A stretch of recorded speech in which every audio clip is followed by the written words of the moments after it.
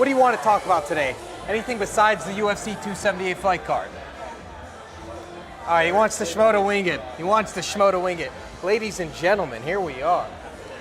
Oh, we got some mics right here. That's all we do, Schmo, is wing it. We wing it right here. We're at Flanker, Salt Lake City. Just on red wing it. Red wing it. Does this thing move? Testing. 1, 2, 1, 2, 3. Here we are. There it is. It works. That works. Can we extend these arms a little bit longer?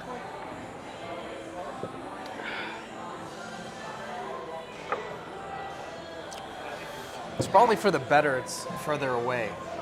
Because I probably scream a little too much. Testing there. 1, 2, testing 1, 2, 3. All right, here we are.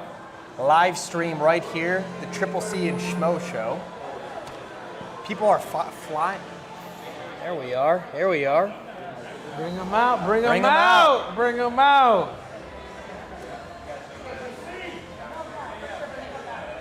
Triple C, bend the knee. Let's go. Let's get it going, baby. C4, C4, C4, C4, C4. These lights are blinding, but thank you everybody for coming out. We're right here in Flanker, Salt Lake City, a live Triple C and Schmo show right here, the eve of UFC 278. Hey everybody, thank you for coming out. Thank you very much.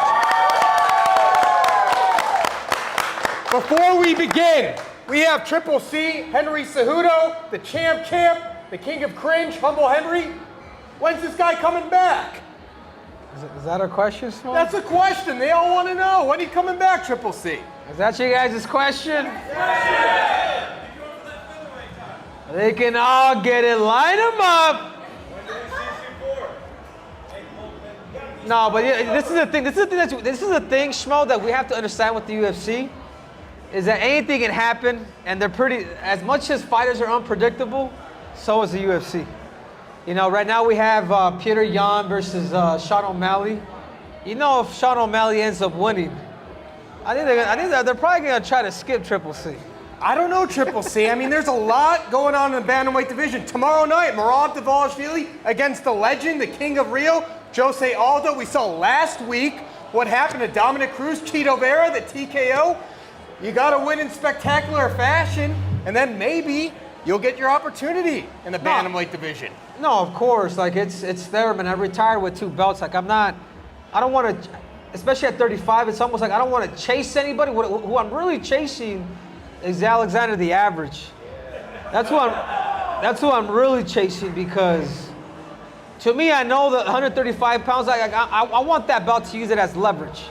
I'm not here. I know I can beat those dudes, and those dudes know that I can beat them. It's the same reason. Hold on, Schmo. It's the same reason why Aljamain, they had offered me to fight him, but he ended up picking TJ because he knows what I'm capable of doing.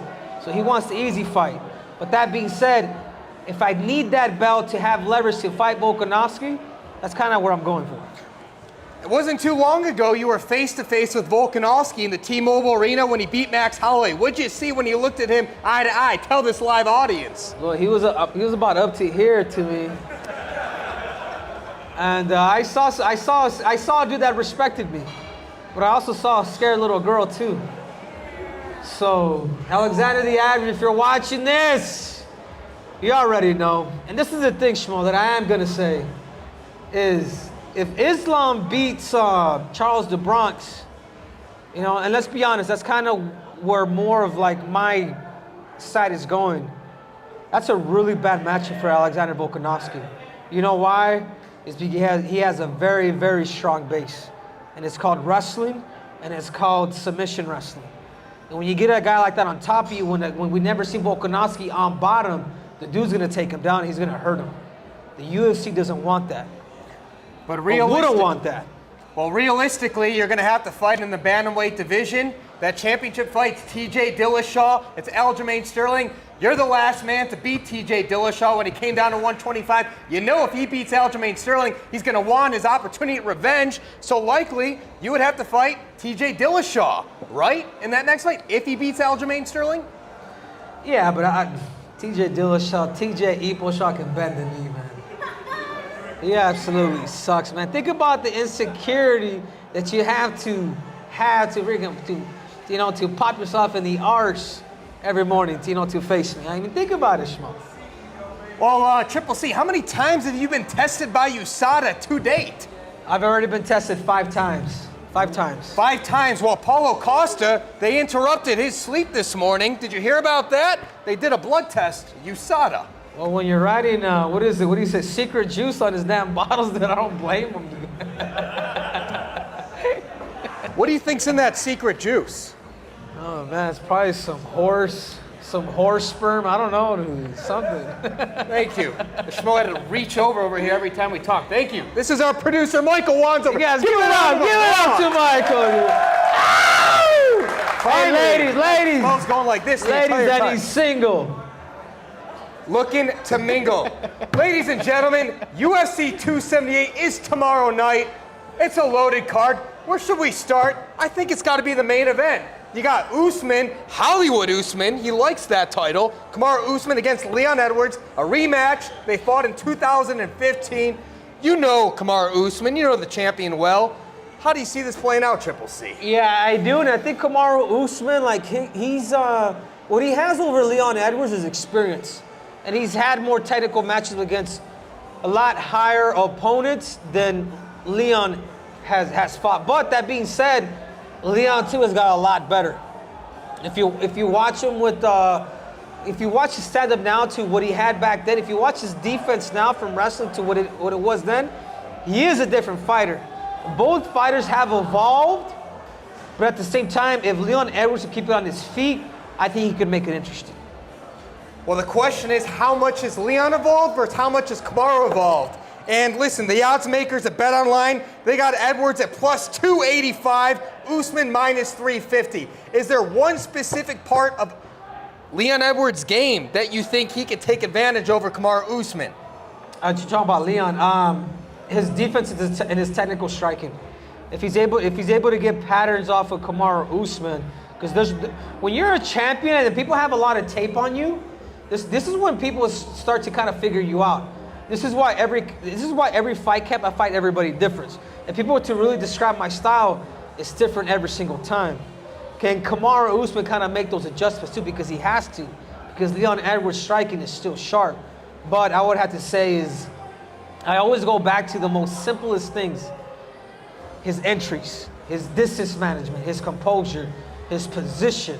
How good could he get in there, and how problematic could he be for Kamaru Usman to kind of keep that distance? Because the closer Kamaru Usman gets to Leon Edwards, the more likely he's probably going to go in for a takedown and then take him down. And if you look at Usman, in the first fight, he was over at Sanford MMA with Coach Henry Hoof. In the past few years, he's joined Justin Gaethje. He's been over at the Onyx Lab with Trevor Whitman. You look at his striking, it's evolved. He's been knocking out Jorge Masvidal. He stopped Colby Covington. He's got the power in his hands. Usman, man. And then he's even talking about going up to 205 pounds if he gets the victory here. That's the conversation, Triple C. I like it. If he does do it, he does put on a great performance, but that means he has to knock this dude out. That means he's going to have to stop him. Because if they're not going to give you a shot, Schmo, at becoming C4 when I defended both my belts, then that's kind of lame for me too, isn't it? Don't you think? Don't you think I deserve it? I defended both my belts. I want both my titles. But anyways, that being said, if he stops him and does it in a fashion where it's like, hey, you can't deny him, then give him the shot. But if this fight goes to decision, going up 35 pounds, it could get a little bit, it could get scary for him too. He gets this victory, he ties Anderson Silva's record 16 straight. Where do you put him amongst the all-time greats? Everyone talks about GOATs. Give everybody your GOAT impression, by the way. Where does Usman stack up amongst the greats in the UFC if he gets his hand raised Saturday night? Usman needs a second belt. Because when you start to lap people, all right, you have a lot of defenses, but you've also beat the same person twice. If you beat somebody once, you can beat him again. So, as much as I love my brother, he needs to move up and needs to challenge his African brother, Israel Adesanya, if he wants to be a GOAT mountain.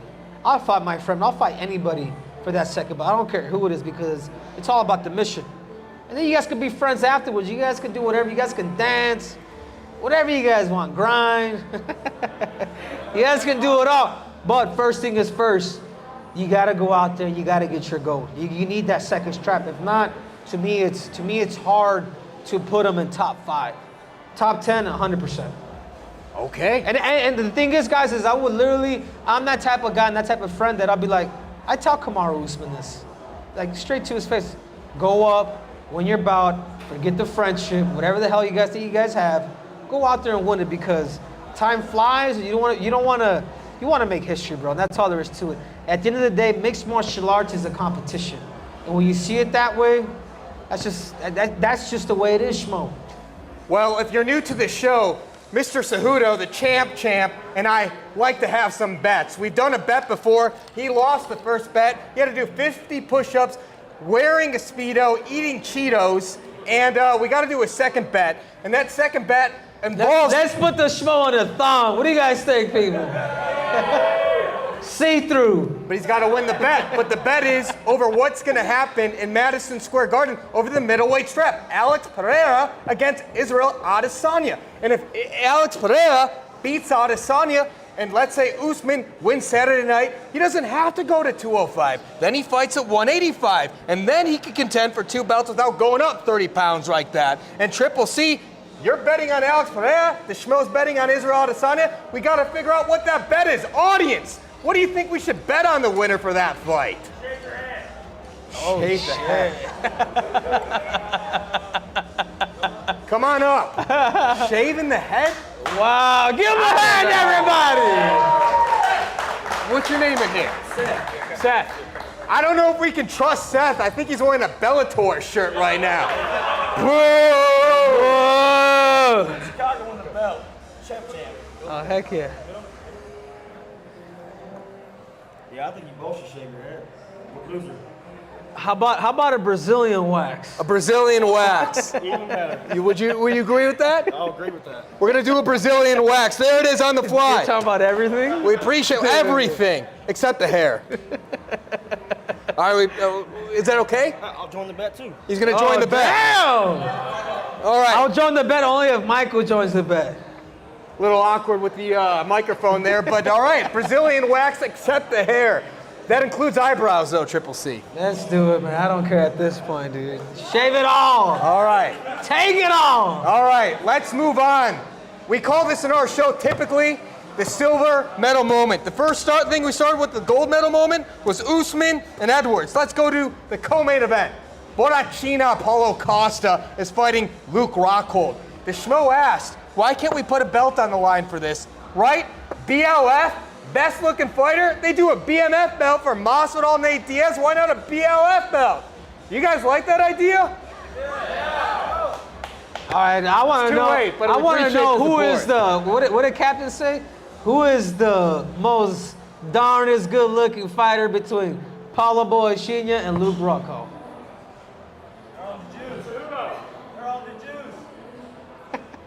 What's in that secret juice, There's Triple too many C? men here, dude. Special wine, some vitamins. What else, Triple C? Come on, you train in Brazil with Paulo. What's in that secret I juice? don't know. It's secret. They say it's secret juice. That's what he said.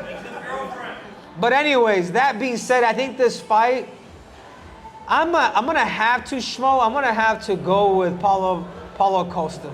Not just one because he's my friend, because I know Luke too, and I consider him a friend too. But it's just more, he's been more active, man. And we've seen Luke, you know, in his last, it's been about 5 years since he's actually won a fight. So he's a little chinny, man. And sometimes I see him rock back, and that's not always the best answer. So I'm going to have to go with Paulo Costa. He's a younger fighter. It looked like he made the weight very well. And if Paulo Costa makes the weight very well, he becomes extremely dangerous. And I've been with this man. This dude trains like a madman. But him, the fact that he's healthy right now, he's a scary dude.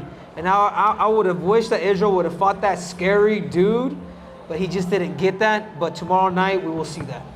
Paulo Costa, last victory, UFC 241 in Anaheim. Arnold Schwarzenegger was in attendance, the Eraser. Will we see the Eraser come out of Paulo Costa Saturday evening? Now here's the thing, Triple C.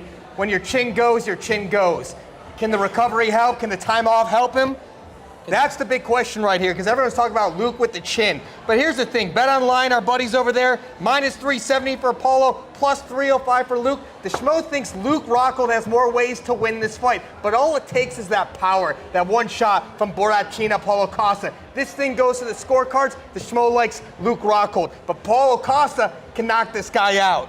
But the chin, though, Triple C, do you think there's any sort of recovery after a couple of years off? You've been a couple of years off right now, Yeah, Triple that C. means if I was in Luke's position, I'd be working on my defense. I'd be working on a lot of what it is that he's got caught in the past and focus on those areas, because it is sussy. But if he goes out there emotional, like he has been on the mic lately, I just don't see it going his way. And if it does, man, I don't know what to say, but I just don't see it. And I like the fact what he's bringing up, fighter pain, a bunch of this other stuff. But that doesn't matter. Can you still fight? Do you still have the IQ to take it to a whole nother level? To be defensively sound, to understand composure, to understand the distance recognition. Because if Paul's going to go in there aggressive, it's the same reason why I think Paul's going to get it done in the first round. But at the end of the day, I think we all just want to see a good fight, right? Yeah. Absolutely. Come on, guys. Is that right? Yeah. The King of Rio is fighting Merab Dvalishvili. Merab Dvalishvili, his nickname's The Machine. This guy is a takedown nightmare. I think this guy's got the record for most takedowns in a bantamweight fight. Merab, does he take down the King of Rio, Aldo, who's got pretty good takedown defense? Yeah. I think, especially the fact that you guys saw, like, you guys have to take everything into consideration before a fight actually happens. Whenever you see a guy struggling to make weight, or they have to put the towel over him, or whatever that may be, it's not the losing the 0.5 that matters. It's what the fighter goes through. As somebody who has missed weight in the past, like, it's not the weight, man. It's like, dude, you're gonna have to really burn that body. Will those legs, will those lungs really recover? Those are questions to be asked. But at the same time, Jose Aldo has always been that guy. Jose Aldo has always been that guy on the towel. If Merab cannot unleash his game plan and stick on like a rat on Cheeto and continue to keep taking him down, he's gonna lose this fight, because he's flawed on his feet. He's not that good, but I do believe he will cover distance, and he's gonna turn this into a wrestling match. So for that reason, I'm gonna have to go with Merab Dvalishvili. Davai. All favorites. He's minus 140. Aldo's plus 120. By the way, this is where we get to surprises. Uncle Dana knew you were coming. We got some Howlerhead. Triple C, you got to take a shot right here. I want to take a shot with all you crowds, man. What's up? Time to throw one back, Triple C. Let's go. Salud. Salute to everybody here. Grazie. Thanks for all watching so far. One fight. The Schmo start on this card. Heavyweights. You got Marcin Tybura, the 11th ranked guy, against Alexander Romanov, the number 13 guy. Pure excitement for me. And let the Schmo just say, I think Romanov is a future title contender in the heavyweight division. You're probably gonna hate me for this one, but I don't know if who is that dude?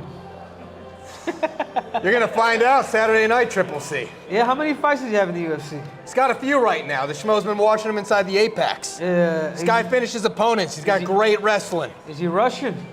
I believe so. Oh, okay. Everybody who always comes from Russia, they always come from a good technical school.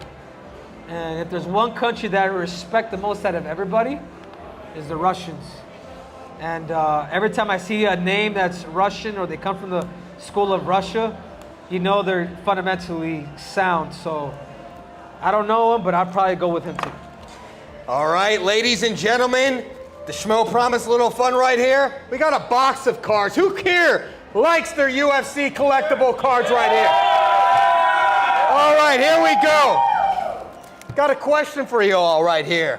Who was the first fighter that UFC champion of the flyweight division, Triple C, defended his title against? Raise your hand, we'll call on you. I see you right up here, white hat.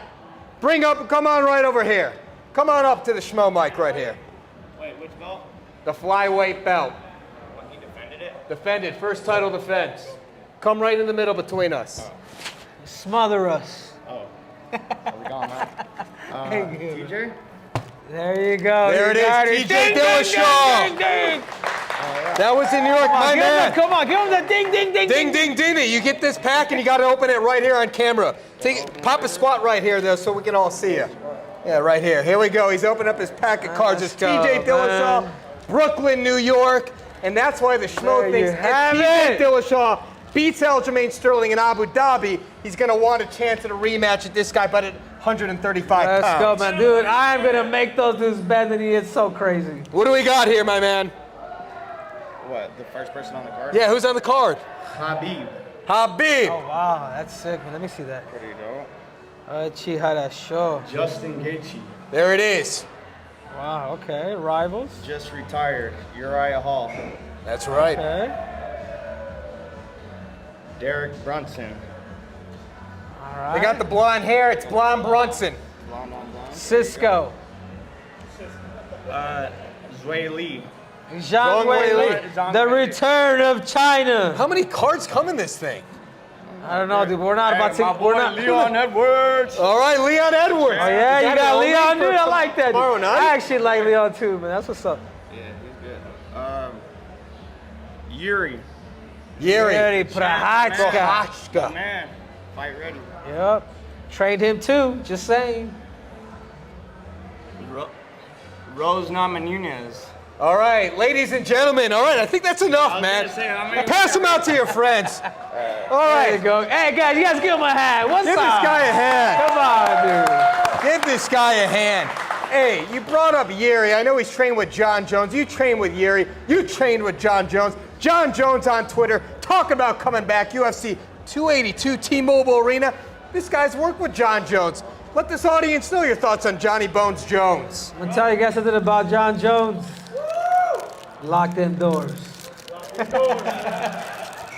Jon Jones is a great student. He's a great student, and his ability is freaking off the walls. When you see a heavyweight kick and you can't see it as a flyweight, that dude is vicious. Never bet against Jon Jones. Francis Ngannou, whomever the heck you guys want to put in front of him, you could never go against Jon Jones because he's a proven champion. So you guys don't believe the hype of the other people. The best thing Jon Jones could have done in the UFC, what he did is take this time off. He's been close to about 3 years off, right, Schmo? Yes. The last time he fought, it was in Houston. UFC 247 against Dominic Reyes. Okay, he got the decision victory. Exactly, but you know what he needed? Jon Jones needed that rekindling. He needed that rekindling to really fall in love with that sport. And the fact that he would come to fight ready, he came to me 3 times on 3 separate occasions. And the fact that he would come in super humble, willing to learn, it just shows you why he's reigned for so long. It's the same reason why, guys, you guys hate him or love him, he's the greatest of all time. All right, now let's open it up. Who's got some questions for this guy, Triple C? No, for us, guys. It doesn't have to be For us, right over there. Come on up, my man. Yeah, it's for us, I guess. It's more for Triple C, but how do you see Brandon Moreno and Figueiredo Ford going down? Man, all you Mexicans are gonna hate me, man. And this is the thing, guys, that I do want to tell you guys. Hey, my man, Patty the Batty. I know you wanted this guy. Just make sure he doesn't, do something different with that. Guys, I'm not loyal to a. You know what I'm loyal to? I'm loyal to my friends. So, hablo español bien, mi mamá es mexicana. Like, I was raised rice and beans just like all you guys.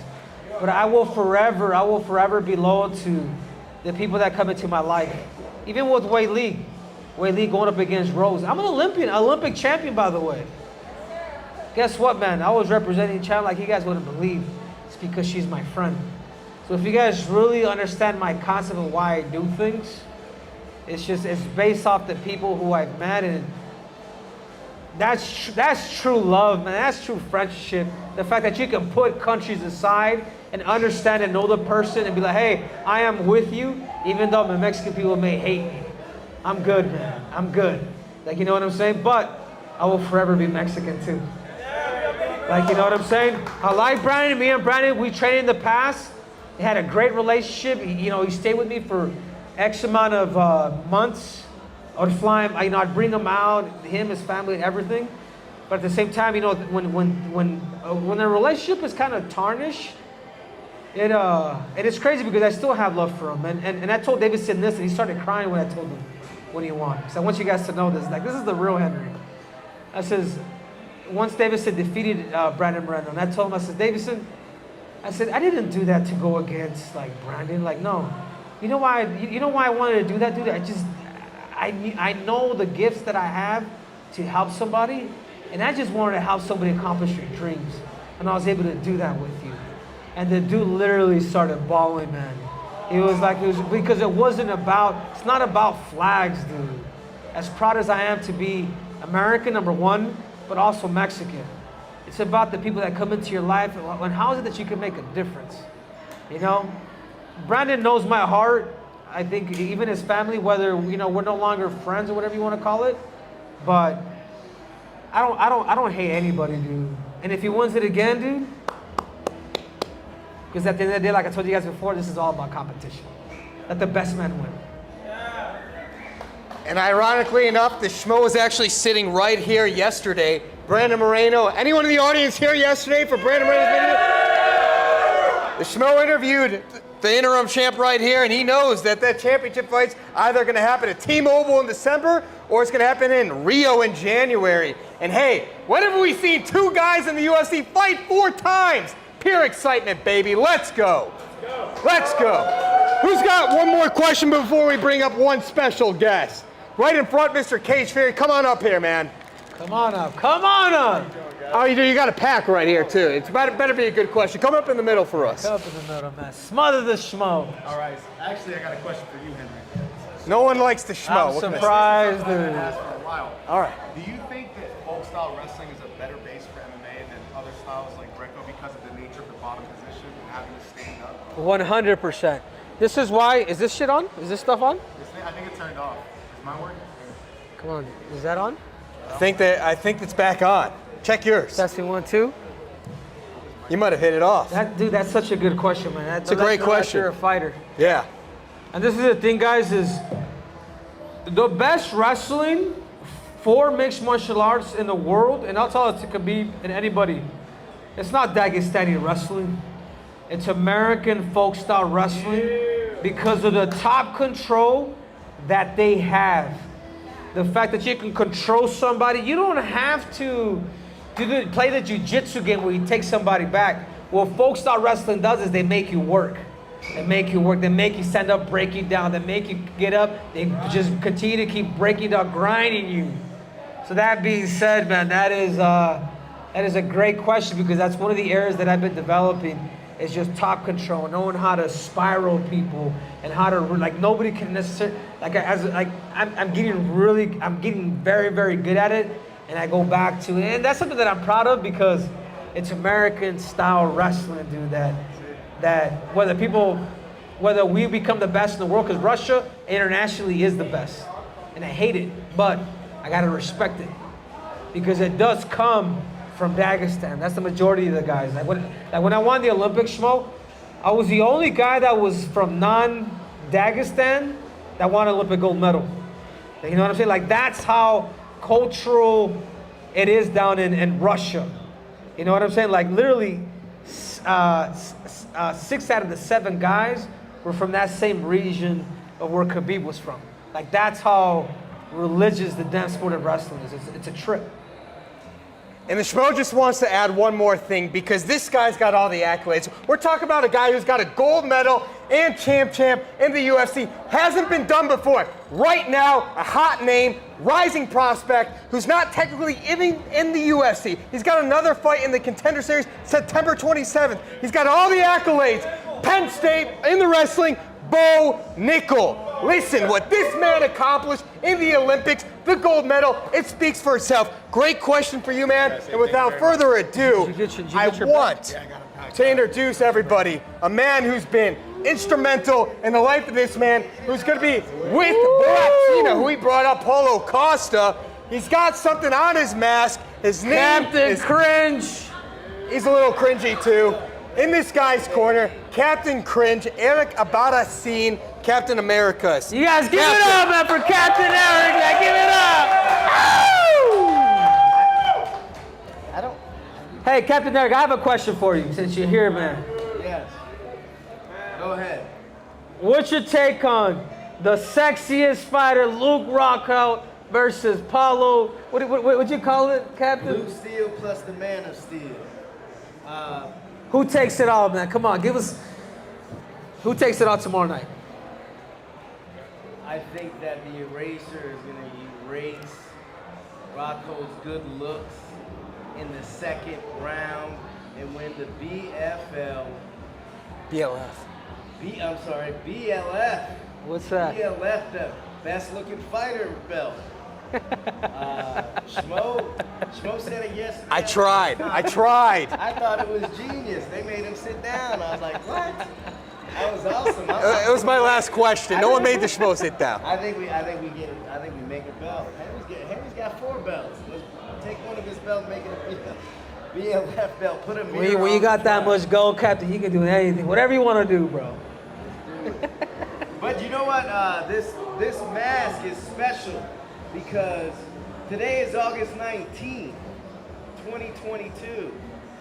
He won August 19th, 2008 and became the youngest. This is what I was wearing that day when he became the youngest Olympic champion of all time. So that's why I'm wearing that now. Let's give this guy a round of applause.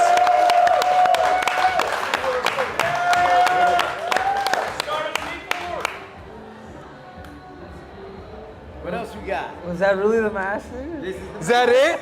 No, this I don't know what to believe. I think Captain wants another fan question. Who's got a question? Come on up. This guy right here.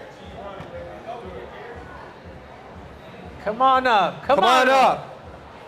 Ask, Captain, yeah, tell you can- it all, bro. You can ask anything. No, stay here, Captain. Bring Yeah. it in. So I wonder when you take the belt from Alexander the Snoozer Volkanovski, who else would you like to defend that featherweight belt against? Did you guys hear that? When I beat Alexander Volkanovski, I wouldn't want to give him a rematch because I'm all about kind of making things interesting. I would like to go up against Max Holloway. Because you know what? Being a short king, people don't give us that leverage. Exactly, man. Looks are deceiving. It's the same reason why I would like to fight him. Think about it. He lost to Max Holloway. He had a tough match with Frankie Edgar. I would love to defend with him. And it's gonna happen, man. It really is. I can see it all kind of coming about. Personally, I think there's somebody at 155, an Irishman that wouldn't be a bad opponent either. Yeah? It doesn't have to be for the belt unless they make a BMF belt. They're making belts everywhere. Yeah. What would you think of that? I think you'd knock him out like nothing. This is knock out who? Connor McNuggets. Right here, man. Right here, man. Dude, no. Eat it. All right, ladies and gentlemen, we got to turn this place into a club. We appreciate all of you coming out here for a Triple C and Schmo Show, a live show. The first time we're doing this. Triple C, what do you got to say to these guys? What I gotta say about these guys, hey, listen, guys, at the end of the day, we are all competitors trying to make history. That's all there is to it. You guys can buy the drama, buy the persona, whatever it is that you guys want to do, watch us fight. Watch us fight and deliver some good drama for you guys. But in the ring, in the octagon. So let's make it happen, dude. We're here to make history. I got the GOAT coach here, the greatest combat coach of all time. I got the Schmo here. I'm blessed, dude. I don't need anything else. We appreciate all of you fans. Without you guys, this great sport wouldn't be what it is today. We're here at Flanker. Thank you, Travis, my man. Having right here the Triple C and Schmo Show right here. And we appreciate you all. With that said, what's your name? I am Triple C. I am the Schmo. We will deliver, and we are.